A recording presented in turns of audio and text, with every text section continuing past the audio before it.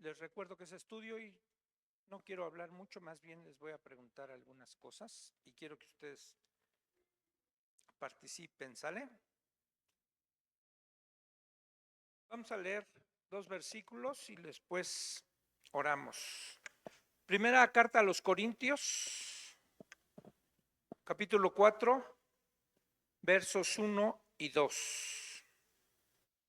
Dice así: Así pues, téngannos los hombres por servidores de Cristo y administradores de los misterios de Dios.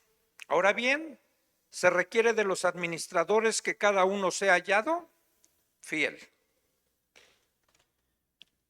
Señor, que cada uno de los que estamos aquí y de los que servimos aquí en este lugar podamos ser fieles, Señor, al llamado que tú nos has hecho. Que se puedan sumar más con este mismo atributo, esta misma característica, para poder participar en tu obra. Nos das ese privilegio de hacer una obra para un Dios grande. Te pedimos, Señor, que la presencia de tu Espíritu Santo siempre esté en nosotros para atinar en el blanco. Te lo pedimos en el nombre de Jesús. Amén.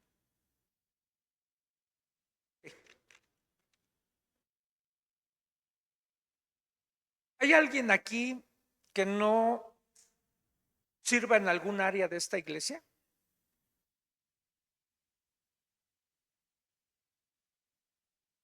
Uno, dos, tres hermanos. No vayan a levantar la mano los de atrás, están en la cabina. ¿Quién levantó la mano ahí?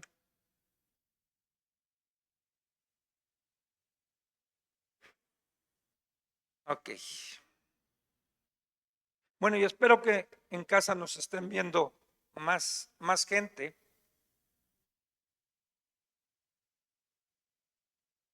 Y la idea es ahorita ir considerando, porque el sábado vamos a tener la junta de servidores a las 6 de la tarde, ir considerando el servicio que se realiza en esta congregación.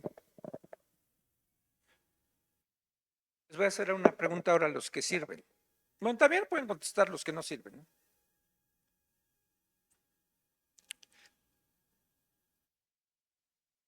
¿Sabes a quién le sirves? O sea, yo sé que la respuesta inmediata es sí, pero ¿sabes cómo es ese Dios al que sirves? ¿Cómo es ese Dios al que sirves? Contesten lo que les pueda venir a la mente. Ahí está Fer con el micrófono. Nada más levanten la mano, nada más levanten la mano para que se los dé Fer. Es un Dios grande y poderoso, amoroso, que nos ama. Muy bien, Andy. ¿Alguien más? Allá, la hermana Vicky. Pues yo siento que principalmente para el servicio, Dios es un Dios celoso, el cual se agrada de que le sirvamos con todo nuestro corazón. Muy bien. Hermana Vi. Bueno, a mi parecer, no es servir solamente venir a hacer aseo, venir a cantar. También servir es diezmar, ofrendar, cumplir con lo que el Señor nos ha hecho en su palabra, ¿verdad? Porque pues yo a mis años ya, bendito Dios, me concedió dirigir, predicar. Entonces, yo digo que sigan las otras generaciones, porque me quieren escoger a mí, que para una cosa u otra les digo, no, ya quiero dejar a las otras generaciones, yo ya serví, ya síganlo ustedes, yo oro por ustedes, cuando ustedes estén enfermos, yo oro por ustedes, los ungo y oro por ustedes, pero ya hasta ahí puedo, o sea, son mis fuerzas, ¿no? de que tengo 4 años, igual que el hermano que era. Pero en esa forma yo sirvo a Dios. ¿Sí? Gracias, mi hermana Vi. De hecho, en la epístola a los Colosenses, Pablo dice, y todo lo que hagáis, sea de palabra o de hecho, hacedlo como para el Señor y no para los hombres, porque a veces limitamos nuestro servicio a lo que hacemos aquí, en algo asignado dentro de la congregación, ya sea para hacerlo aquí en el local o un poquito fuera de acá, ¿no? Ya sea como ahorita que se está yendo a la cárcel y al hospital, pero en un sentido, todas las cosas que nosotros hacemos deberían ser hechas como un servicio para el Señor, en tu trabajo, en tu escuela, en donde estés. Velo como algo que estás haciendo para Dios. Así que si nosotros estamos conscientes de que estamos prestando un servicio, como decía Angie, para un Dios grande, y yo le agregaría un Dios santo, ¿sí? Bueno, creo que un solo hombre no puede hacer la obra de un Dios grande. Sería un atrevimiento, una soberbia, que un solo hombre quisiera hacer la obra del Dios grande, grandísimo. Para eso se requiere de todo su cuerpo, ¿sí? Para hacer la obra del Dios grande y del Dios santo, y hacerlo con esa actitud de santidad, de saber a quién estamos sirviendo. Así que desarrollemos una plena conciencia de esto que estamos haciendo, para quién lo hacemos, y hagamos lo que hagamos para Dios, hagámoslo de la mejor manera, con la excelencia que podamos hacerlo para Él. Y como no se puede hacer la obra solo, bueno, Dios nos deja ver en su palabra que debe haber un cuerpo ministerial. Pregunta, ¿qué pasaría si alguien intentara hacer las cosas solo? Se cansaría. Lo distraen otras cosas. Fracasaría. Bueno, en la historia bíblica pasó algo de esto.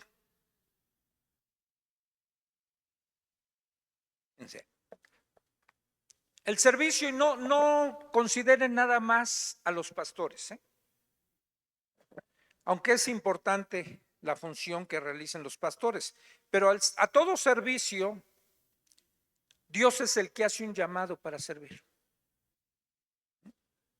Cuando vemos ahí en la primera carta de Pedro está dirigiéndose al resto de los ancianos, dice, yo anciano junto con ellos, dice, y él da a entender, dice, y quien nos llamó fue el Espíritu Santo. O sea, Dios es el que hace el llamado a cada uno de nosotros. Y entonces en la historia bíblica encontramos que Dios llamó a un hombre para liberar a su pueblo. Ya saben quién es ese hombre, ¿no? Moisés. Y Moisés asumió el llamado después de una pequeña regañada que le da el Señor porque no quería.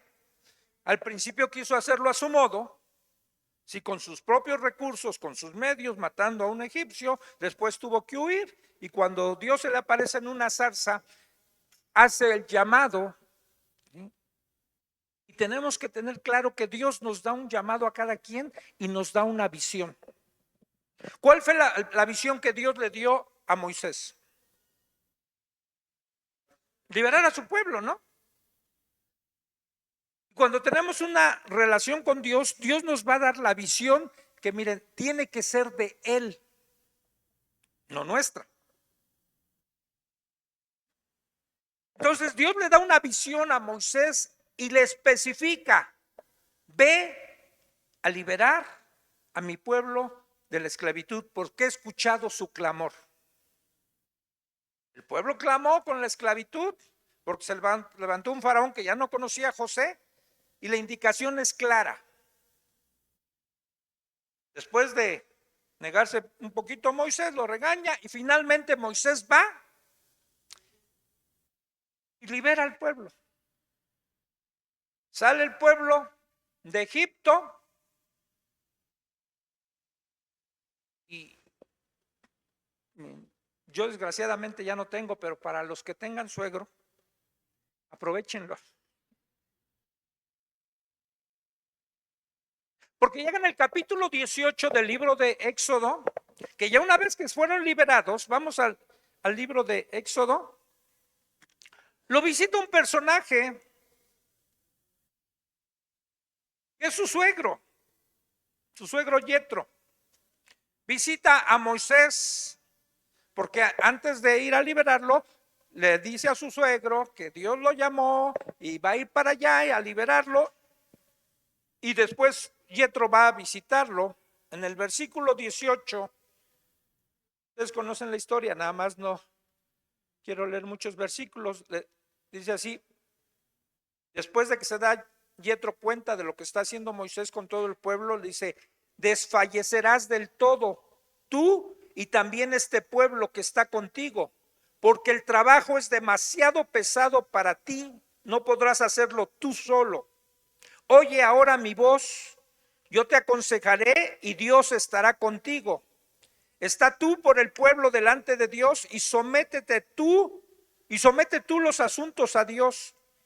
Y enseña a ellos las ordenanzas y las leyes y muéstrales el camino por donde deben de andar y lo que han de hacer. Versículo 21. Además, escoge tú de entre todo el pueblo varones de virtud, temerosos de Dios, varones de verdad, que aborrezcan la avaricia, y ponlos sobre el pueblo por jefes de millares, de centenas, de 50 y de 10. Cuando alguien intenta hacer las cosas solitos, va a desfallecer. Porque ya Moisés le había dicho a Yetro que atendía los asuntos del pueblo desde la mañana hasta el anochecer. Y el que había pasado en la mañana ya se había vuelto a formar para el otro día volver a consultar. ¿Sí? Y no tenía descanso. Por eso cuando su suegro lo ve, dice: ¿qué estás haciendo? ¿Cuánto te va a durar la energía, la pila, con esa actividad que estás teniendo de servicio, de atender a todo el pueblo? Habían salido alrededor de 2 millones de seres humanos de Egipto. Y le da instrucciones, digamos, es la primera instrucción de cómo rodearse de gente con la que se pueda repartir el trabajo para servir a Dios. Y como vas a desfallecer, búscate gente que te ayude. Les vas a dar de acuerdo a su capacidad. Bueno, ahí no lo dice, lo interpreto. De acuerdo a su capacidad, va a haber algunos que van a atender una cierta cantidad, otros menos y menos. ¿Sí? Pero le da las características de los hombres que tiene que llamar en el verso 21.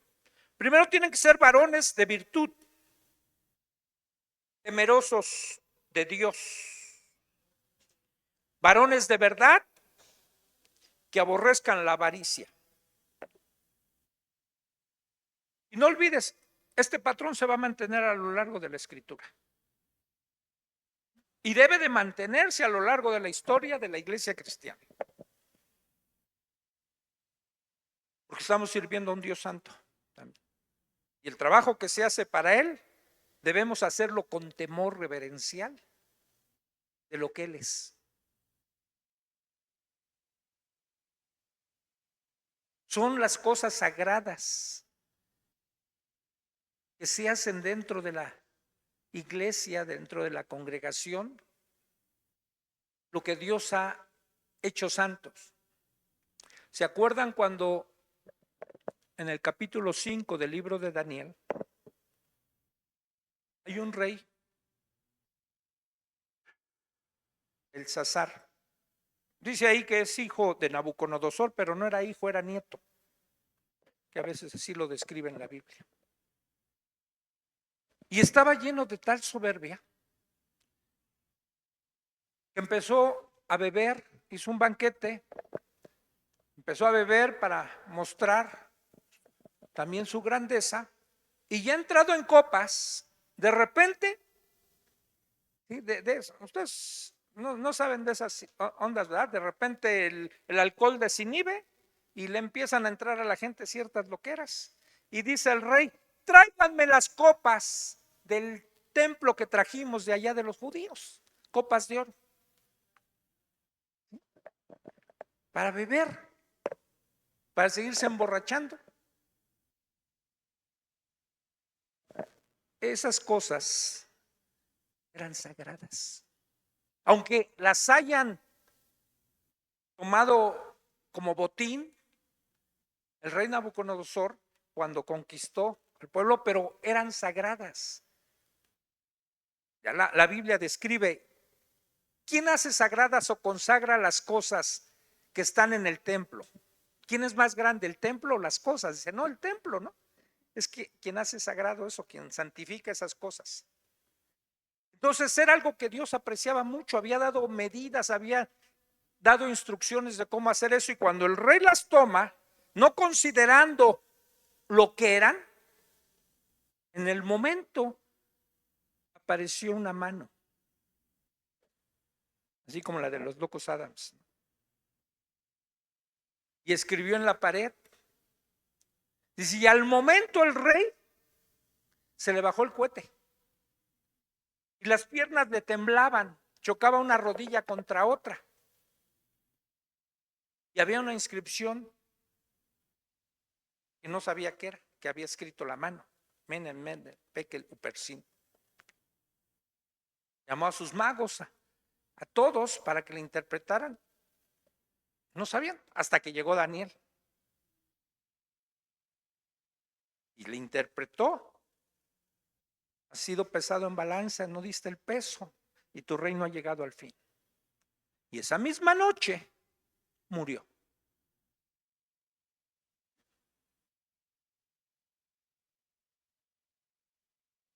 No estamos en el Antiguo Testamento, quizás vivimos en la época de la gracia, pero en el Nuevo Testamento hay una historia también de un matrimonio, Ananías y Zafira, que quisieron, o más bien le mintieron al Espíritu Santo, no quisieron.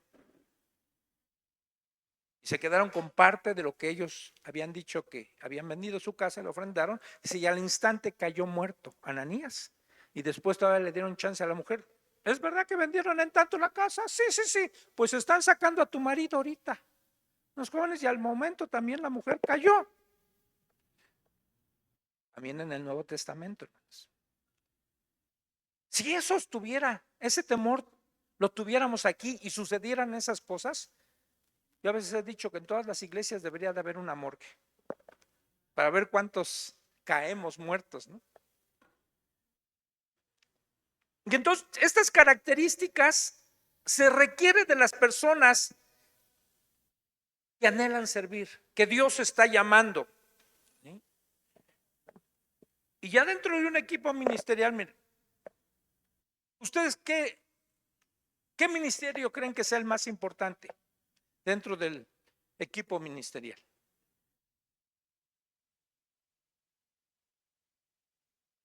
¿Todos? Todos, dice Rebe que todos. Pero mi pregunta es, ¿cuál creen que sea más importante? Rebe dice que todos. ¿Tú también? Se ve que son amigas.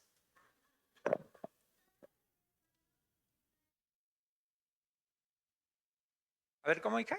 ¿Todo siempre y cuando? A ver, ahí va el micro.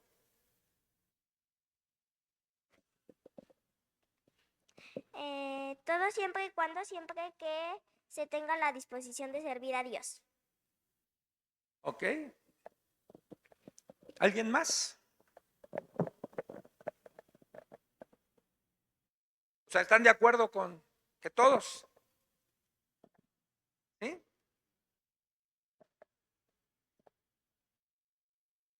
Bueno. Vamos al libro de Hechos.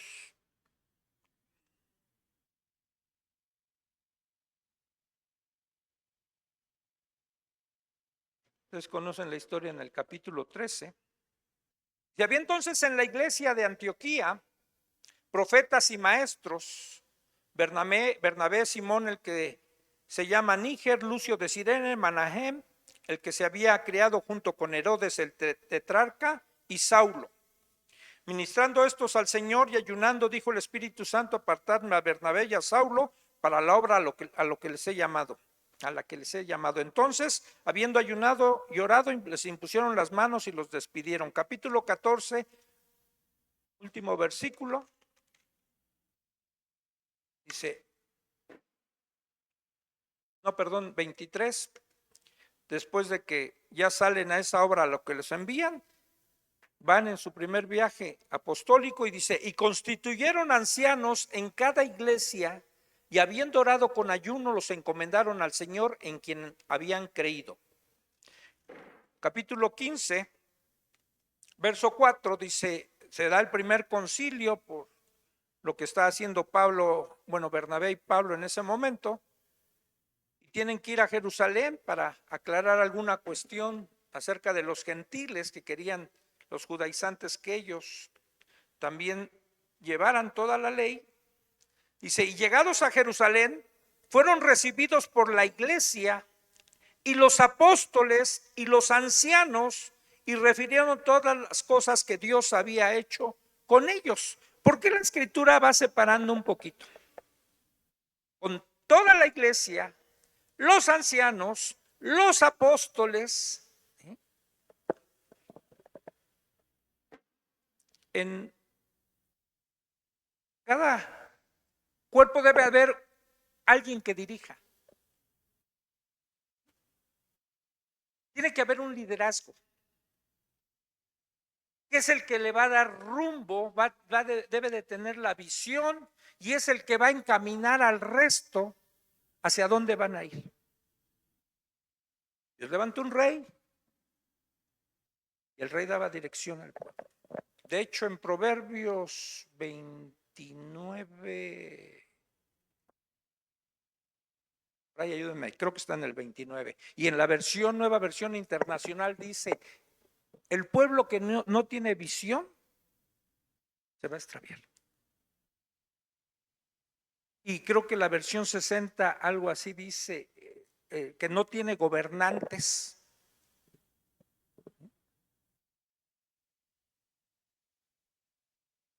Porque aunque haya una buena estructura en una iglesia, un buen organigrama, si no hay liderazgo, no se va a poder llevar a cabo.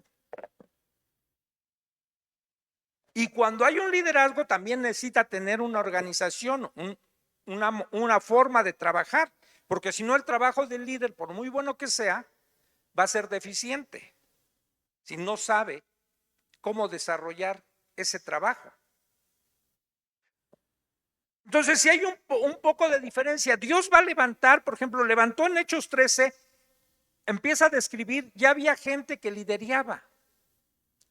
Y dice quiénes estaban, profetas y maestros. No era el resto del pueblo, no era todo el pueblo, que son importantes en el sentido de lo que dice Pablo en 1 Corintios capítulo 12, que todos los miembros son importantes. Todos son importantes, pero no están en el ministerio al mismo nivel. ¿Y sí? No sé si tal vez no es que no sea más importante un servicio que otro, sino que uno implica más responsabilidad que otro. Si cierta persona deja de hacer algo, las repercusiones de ese servicio no van a ser tan graves como si falta otra persona. Entonces, no sé si en ese sentido se están distinguiendo, porque entiendo lo que dice Pablo, que todos los miembros son importantes y que uno puede decir, porque no soy mano, entonces no sirvo. Pero creo que justo los ancianos, los apóstoles tienen una mayor responsabilidad, a tal grado incluso que la Biblia misma va a mencionar características que estas personas deben cubrir, que no se las pide a todos, ¿no? No es la misma característica para cualquier servidor que para aquellos que vayan a tener mayor responsabilidad. Sí, gracias. Sí, tiene que ver parte con la responsabilidad, pero también dice la Escritura, al que más se le dio, más se le demandó. Y entonces cuando es alguien llamado para una posición de liderazgo, ¿sí? No solo es la mayor responsabilidad que tiene que ver, la mayor responsabilidad que asume, sino también lo que va a hacer y tiene que reconocer la posición en que está. O sea, Moisés, que fue llamado, ¿sí? O sea, fíjense, yo siempre he pensado, bueno, un tiempo pensé que lo que fue como consecuencia cuando Moisés golpeó la roca y no santificó al Señor delante del pueblo, por ese motivo no entró a la tierra prometida. Dije, como que Dios se pasó, ¿no? Con Moisés. Si todo lo que hizo siendo el hombre más manso y de repente por ese pequeño exabrupto que tuvo, ya no entró. Pues de acuerdo a la posición que tenía que actuar así. Dice Eclesiastés 10:1 u 11:1. Las moscas muertas hacen heder y dan mal olor al perfume del perfumista. Dice, así una pequeña mancha en un hombre, dice, dejen parafrasearlo, le va a afectar todo. Como decía, sí, a lo mejor no tiene la misma repercusión la falla de alguien, pero Satanás sabe, y Dios también. Y si Satanás puede pegarle a la cabeza, en este caso al liderazgo, va a afectar más. Cuando Satanás pega a un jefe de familia, en una familia sabe que va a afectar toda la familia. Si es una familia, por ejemplo, fuimos 9 hermanos. Si alguno de nosotros, como yo y algunos otros mis hermanos, se desviaron, la familia no se desintegró. Pero si hubiera pegado a mis padres, el golpe hubiera sido más fuerte. Y Satanás sabe, por eso quiere enfocar todas sus baterías a tumbar al liderazgo, ¿sí? A los pastores, ¿sí? Entonces, pero también ellos cumplen esa función, ¿sí? De mayor importancia dentro del ministerio y la responsabilidad que tienen de dirigir al rebaño. Y no es la misma responsabilidad para alguien que no está al frente. No sé si me dejo entender, Andy. Con referente a lo que ¿Cuál? preguntó ¿Me Pastor regalas? hace rato de que cuál de los servicios era el más importante, ahorita pues yo siento que ya no respondió. En este caso, el líder se podría decir que es el más importante porque está dirigiendo a la iglesia, a las ovejas, a los seguidores de Cristo. Entonces, este líder tiene que tener sabiduría, visión y guianza del Espíritu Santo para que sepan guiar a las ovejas. Entonces, ahí yo siento que ya dio la respuesta con referente a cuál es el servicio más importante. En este caso, al menos así lo siento y pienso por lo que está diciendo. Gracias. O sea, sin que esto tenga que ver con, no me malentiendan así, que como de jerarquías, ¿no? Pero sí hay un mayor peso de responsabilidad en el liderazgo y es esencial el liderazgo para que la iglesia sea dirigida hacia donde Dios quiere, no hacia donde el líder quiere, es hacia donde Dios quiere.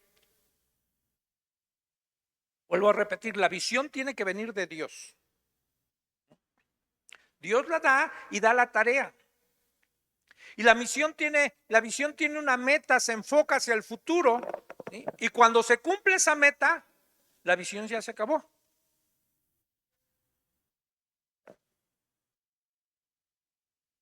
Y crea una sensación de insatisfacción. Déjenme ver si los puedo traducir como tengo la idea. Déjame pasarlo al terreno de tu vida práctica. ¿Alguna vez ¿Alguno de ustedes se ha sentido insatisfecho, por ejemplo, en su vida laboral con lo que ha logrado y ha renunciado a algún trabajo? Soy el único.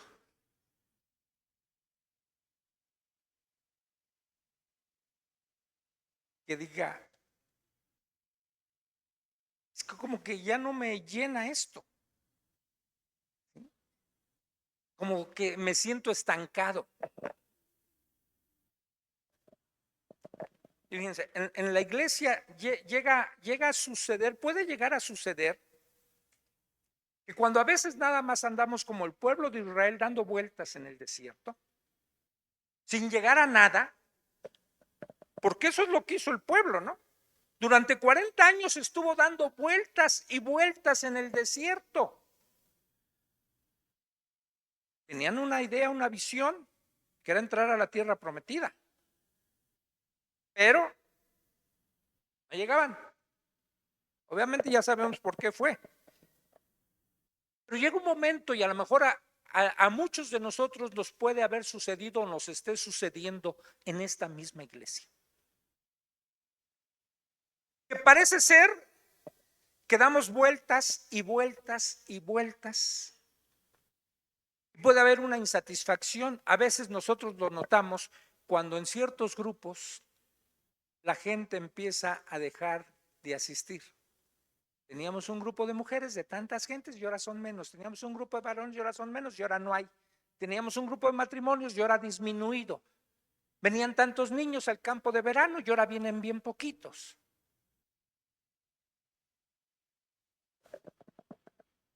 Y empieza a haber una insatisfacción, y probablemente a lo mejor la visión que se tuvo antes, a lo mejor ya se llegó a la meta y debemos renovar la visión preguntándole a Dios, ¿ahora qué quieres que yo haga?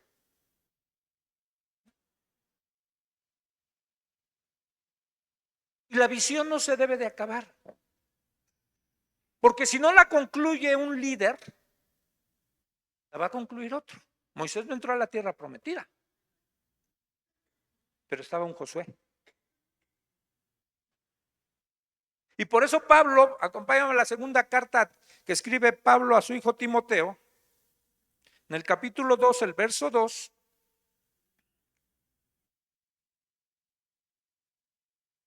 le dice, bueno, desde el 1, le dice, tú, hijo mío, esfuérzate en la gracia que es en Cristo Jesús. Lo que has oído de mí ante muchos testigos, esto encarga a hombres fieles que sean idóneos para enseñar también a otros. Fíjate. Pablo, se cree que fue en su segundo viaje misionero cuando Pablo toma o se convierte Timoteo, lo toma como un discípulo al que empieza a enseñar, a preparar, ¿sí? Y lo trae para todos lados. De hecho, Timoteo es quizás el discípulo que más se menciona de Pablo en la escritura, en las cartas de Pablo. Lo está preparando. Y se pone como modelo, le dice, lo que has oído, lo que has visto de mí. Ahora enseña esto también a otros, con características que da Pablo, fieles, aptos, idóneos, para que puedan continuar la obra, la visión. Por ejemplo, Pablo estaba tratando de cumplir la gran comisión de Cristo. ¿Cuál fue la gran comisión de Cristo? ¿Hasta dónde? Hasta los confines de la tierra. ¿Llegó Pablo a los confines? No. No alcanzó a llegar más que a Roma, pero preso, pero él quería ir a España. Nunca llegó a España. Pero él tenía la visión de Dios, porque era de Dios la visión, o no fue Dios el que le dijo, me serán testigos en Jerusalén, Judea, Samaria y hasta lo último de la tierra. No era la visión de él. Él recibió el llamado para cumplir la visión de Dios. El hombre hizo la misión. Pero Pablo no lo concluyó. Por eso es que le dice a su hijo lo que tiene que hacer. Y cuando uno lee la historia de la iglesia cristiana, vemos que después el apóstol que más años vivió fue Juan. ¿Se cree que Juan a lo mejor murió todavía quizás hasta en el siglo segundo o a finales del siglo primero? Y empiezan a aparecer varios discípulos de Juan que la Biblia ya no los menciona. Pero por la historia de la iglesia cristiana los conocemos, que ellos llegaron a los confines de la tierra. Vinieron otros a continuar eso. Por eso es que es parte de la labor del liderazgo, o como decía mi hermana Abby hace ratito, llegó un momento en que otros tienen que tomar la estafeta. No es hacerse un lado y que ya a ver quién le entra, no, es preparar a alguien para que se tome la estafeta y el que está ahí, mira, a ver, acompáñame a Efesios, capítulo 4.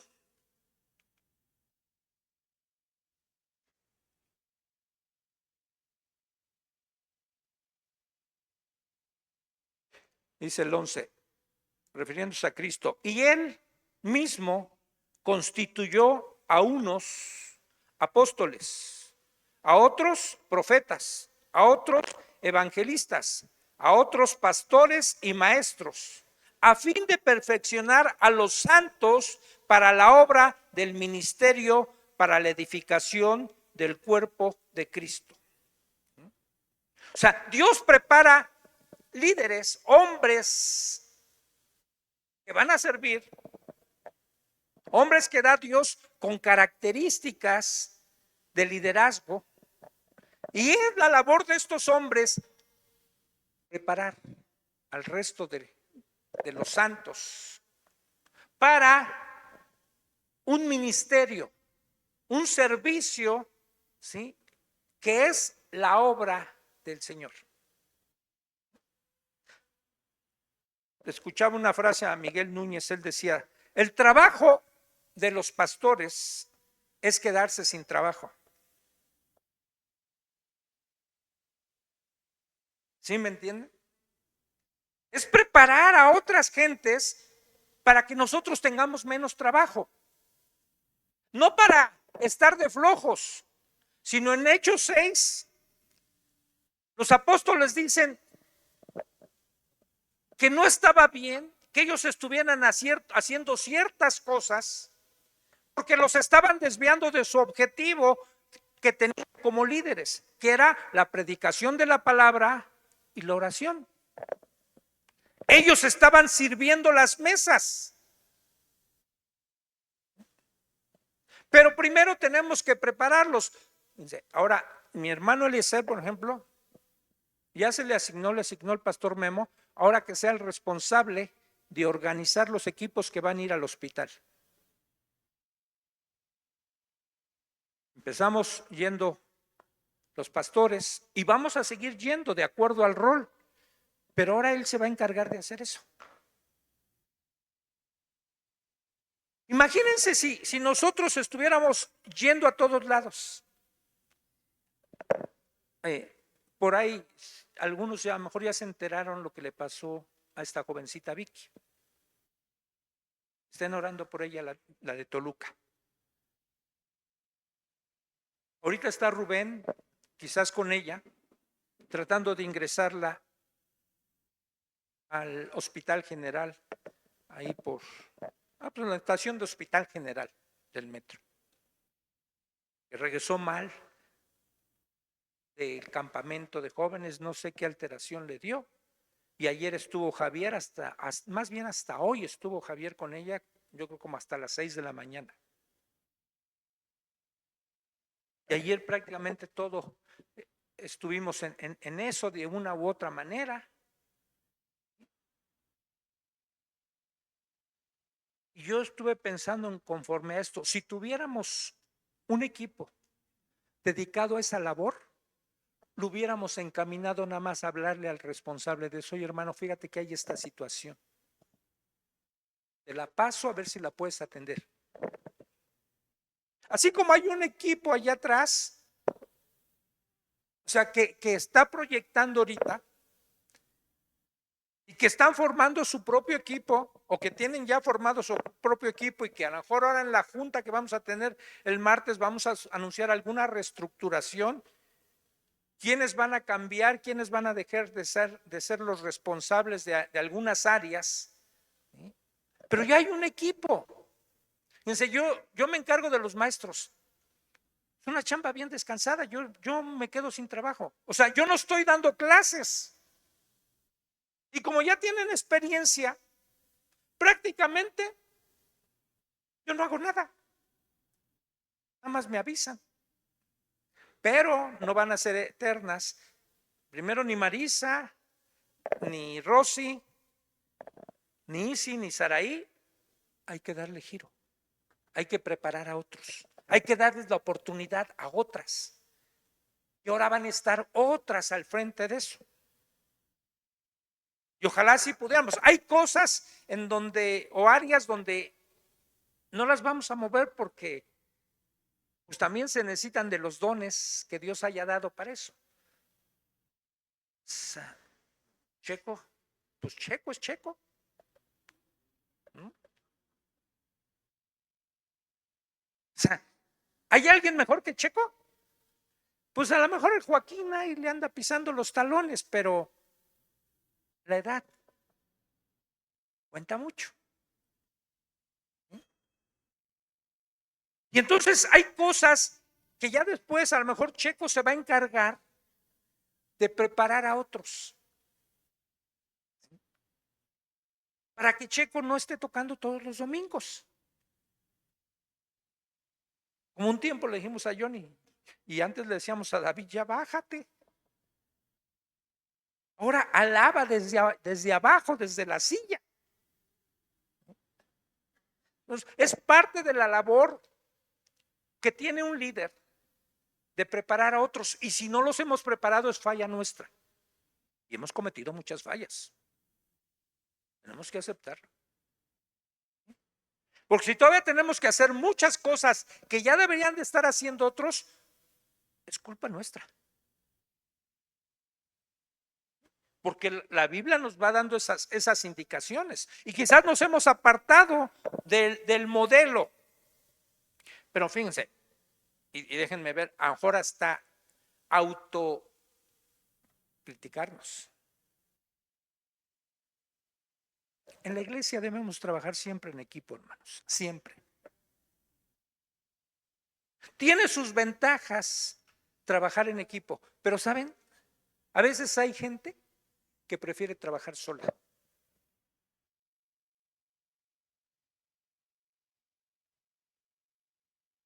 Pero no es lo bíblico. Moisés le dijo a su suegro, vas a desfallecer. No lo puedes hacer todo. Rodéate de un equipo. ¿Y saben qué ventajas tiene tener un equipo? Por ejemplo, que seamos varios pastores aquí. En una iglesia donde solo hay un pastor, no hay quien le diga nada a ese pastor. Aquí en esta congregación, un pastor no puede imponer lo que quiera. Se somete al consenso de los demás. ¿Sí? Sería más fácil. ¿Te has topado a veces con los que son papás y han tenido hijos chiquitos? Yo tuve, y que a veces tu hijo chiquito te quiere ayudar cuando estás haciendo una labor en casa, que tú sabes que la vas a hacer más fácil si él no te ayuda, porque en lugar de ayudarte te va a estorbar. Y si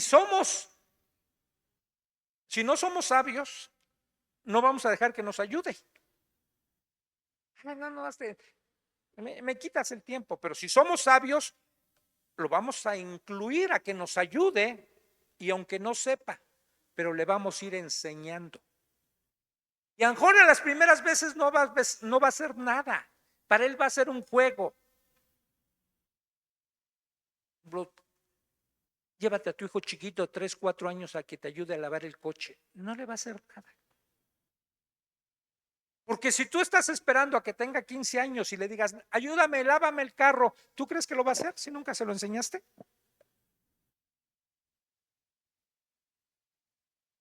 Y en la iglesia tenemos que ir preparando, pero les decía, sin perder de vista las características que debe de tener un servidor.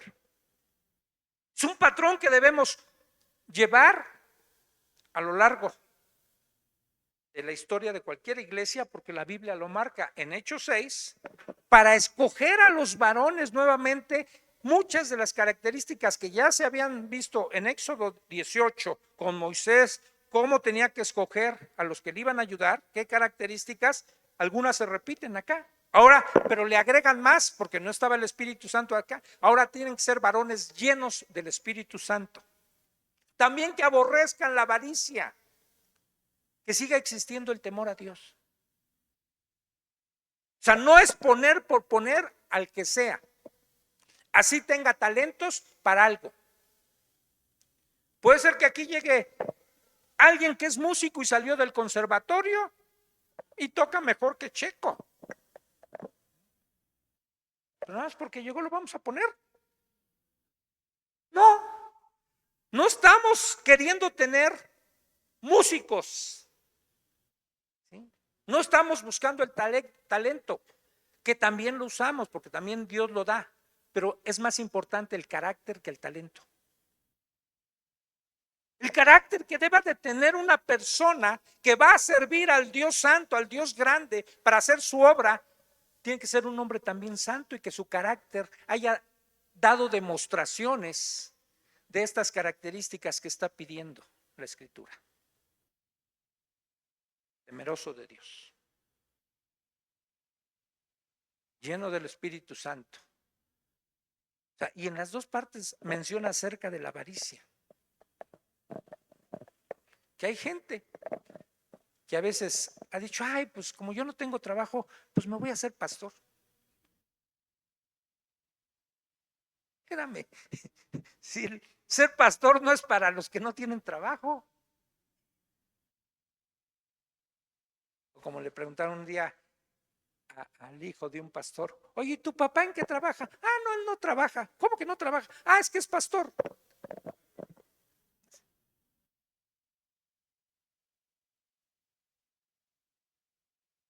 Y entonces debe de ser este trabajo encaminado a levantar a otros y aprender a formar equipo, hermanos.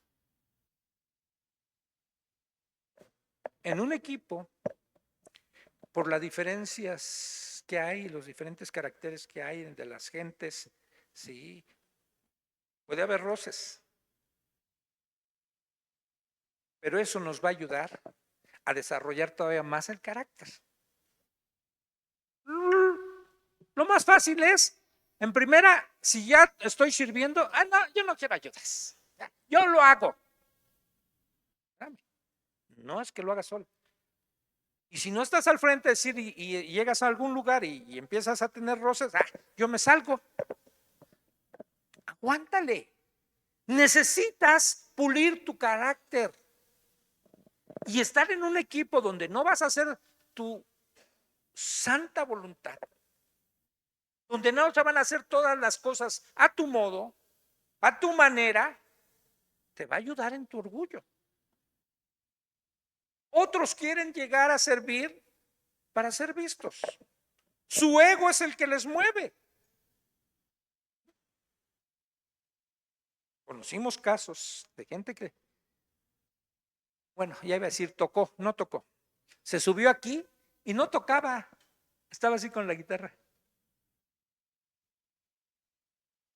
Ni playback, porque al menos el playback se escucha, ¿no? Ahí.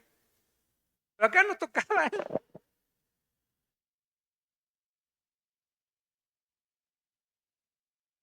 Hay gente que ha querido predicar aquí y nos ha pedido el púlpito. Una vez yo le dije a una persona así, digo, primero acompáñame a Acueducto a predicar. No, nada más acompáñame. Nada más a que vayas.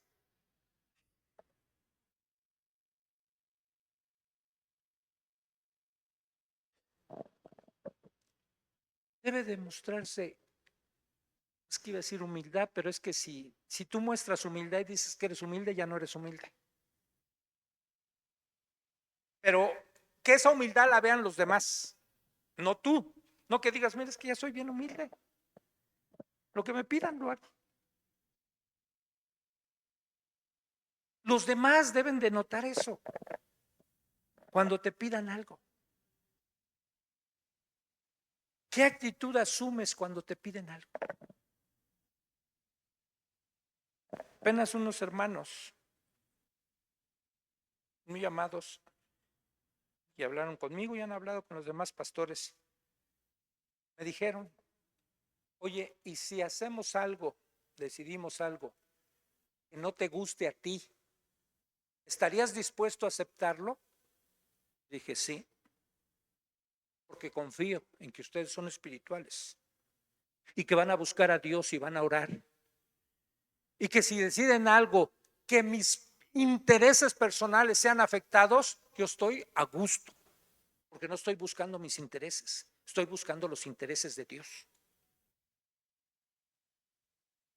Pero hay gente que busca, como dice la Escritura, busca lo suyo propio, no lo de los demás. Y todo eso nos va a ayudar a formar parte de un equipo en el que nos vamos a desarrollar como cristianos. Estas características de los hombres capaces, de los temerosos de Dios, de los varones de verdad, los que aborrecen la avaricia, son cosas que no debemos olvidar. La formación de este equipo ministerial. Termino con esto. El plan de Dios, hermano, es más importante aún que todos nuestros esfuerzos. Debemos hacer a un lado nuestros propios intereses, nuestros egos, y aprende a trabajar en equipo. Casi en la mayoría de los servicios aquí puede hacer ver que en alguno haya un responsable, pero debe estar rodeado de más. No, entiéndanme cómo lo voy a decir, no permitimos que alguien sirva solito en un área. Que esté en un equipo.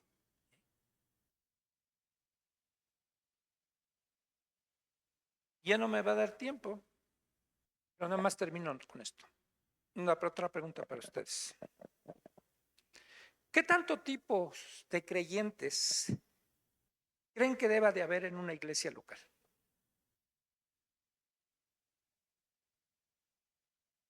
Déjenme plantearlo de otra forma. ¿Qué tantas inclinaciones personales deben de tener los creyentes de una congregación local para servir en algo? ¿Qué tanto debe de haber?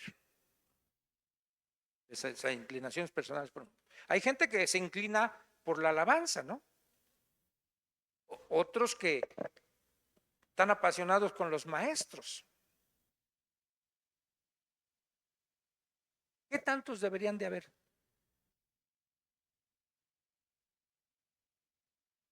Tipos de creyentes. ¿Apasionados con qué? ¿Sí? ¿Sí? Sí. Pues creo que en realidad solamente deberíamos tener una pasión, que debería ser servir a Dios. Independientemente de si me gusta, si no me gusta, es que deberíamos estar dispuestos a hacer lo que Dios espere que nosotros hagamos. Nos guste o no nos guste. Creo que realmente se necesita un tipo. Ok, no le quites el micrófono porque le voy a preguntar a ella que hablo. Pero por ejemplo, si hay veces que puede ser que a ti personalmente te inclines hacia algo o esté cargado tu corazón por servir en algún área, ¿o no? ¿Qué pasa si tienes esa inclinación? ¿No podrías funcionar mejor ahí? Creo que sí, pero es Dios el que tiene que ponerte. no creo que tú puedas buscar así como que, ay, a mí me gusta solo ese. Se puede comentar y si las autoridades que están puestas abren las puertas, pues se puede.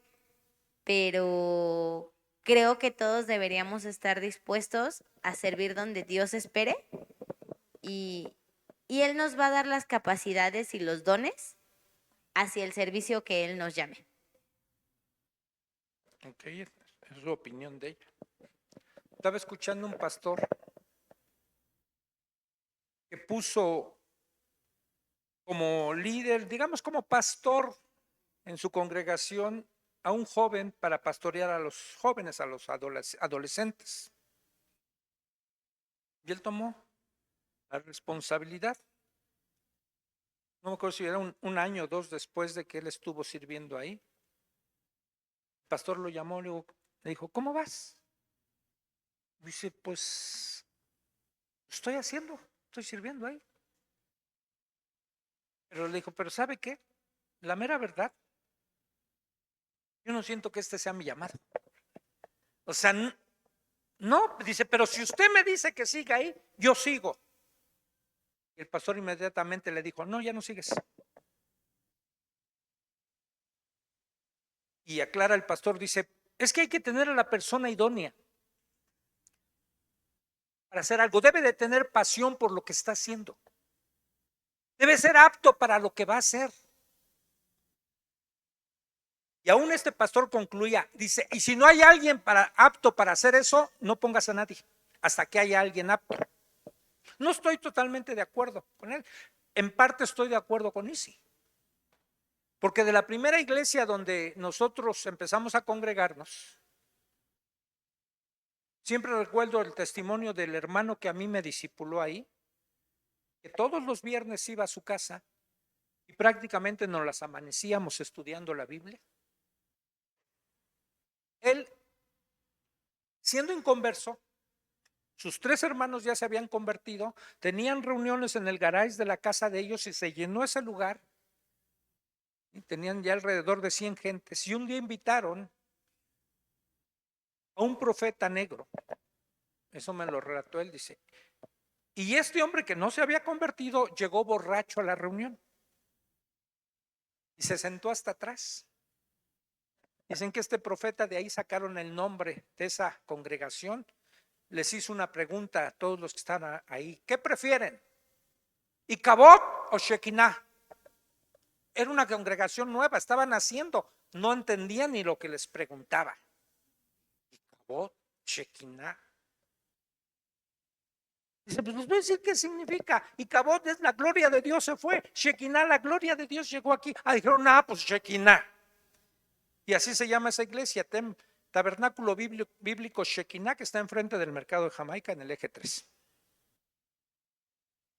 Y ese mismo profeta, cuando vio a este hombre que no era converso, Absalón se llama, lo vio atrás y así como burlándose, le dice el Señor que tú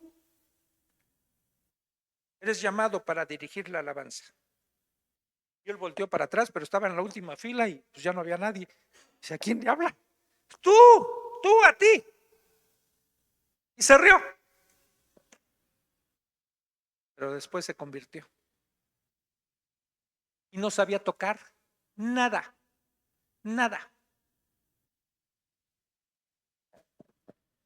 Pero empezó a tocar la guitarra y aprendió.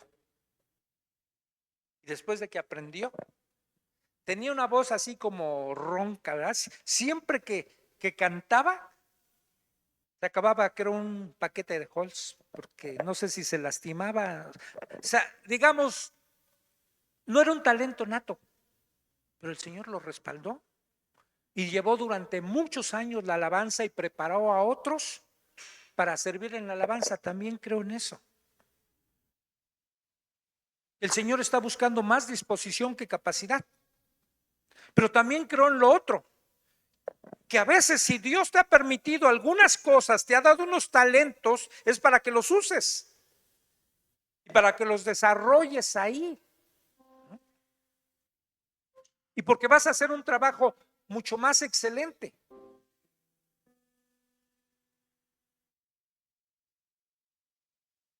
Si da tiempo después, a lo mejor el sábado vemos algunos fundamentos bíblicos que debe de tener los servidores.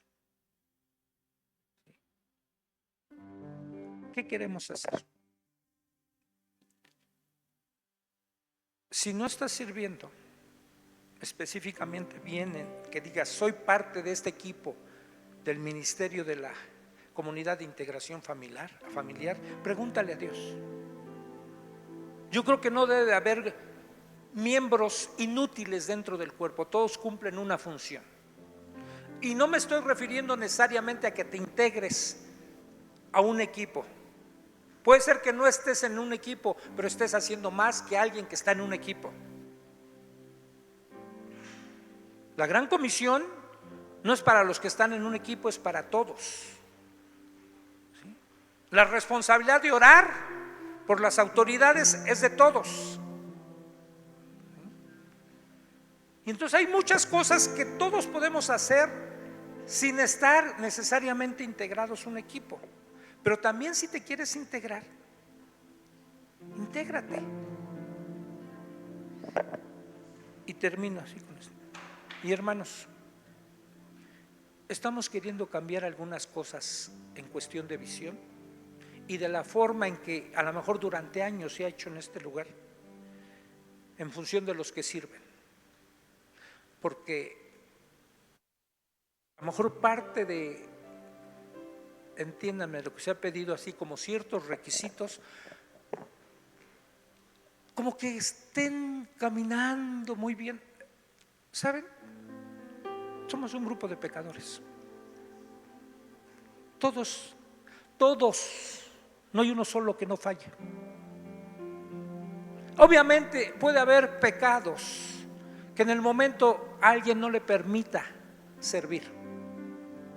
Pero ya no nos queremos fijar en detallitos, que si está esto, que si tiene esta bronca, que ahorita que no puede servir. Este puede ser el seguro de vida de alguien.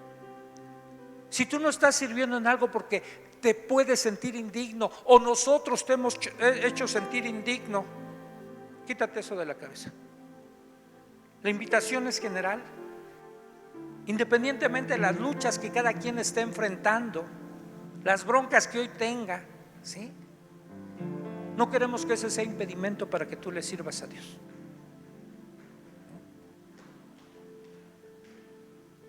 Porque no está buscando Dios perfección, está buscando disposición. Y Cristo nunca rechazó a nadie, aún la condición que tuviera. La pecadora que llegó a ungirle los pies, a besárselos, el Señor la levantó más que al Simón el fariseo. A la pecadora que fue encontrada en adulterio, ¿sí? Dios le dio gracia. Por eso decía Pablo ahí a Timoteo, esfuérzate en la gracia.